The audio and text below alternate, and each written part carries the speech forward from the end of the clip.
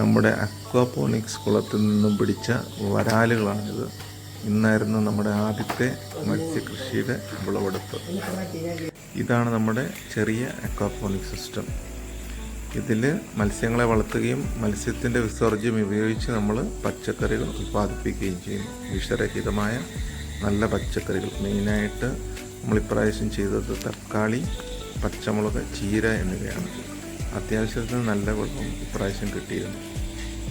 ഇത് നമ്മൾ ഇന്ന് പിടിച്ച മീൻ അത് പാത്രത്തിൽ നിന്ന് ചാടിപ്പോയി എടുത്ത് ഇടുന്ന സീനാണെന്ന്. ഞാൻ വീട്ടിലില്ല, അതുകൊണ്ട് അവൾ തന്നെ എടുത്തിടുകയാണ്.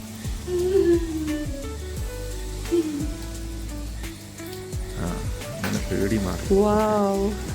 അപ്പോൾ ഇത് നമ്മൾ ഇന്ന് നിക്ഷേപിച്ച പുതിയ കോയി ഫിഷിൻ്റെ ബാച്ചാണ്. വളരെ മനോഹരമായ മത്സ്യക്കുഞ്ഞുങ്ങളാണ് കാണാൻ.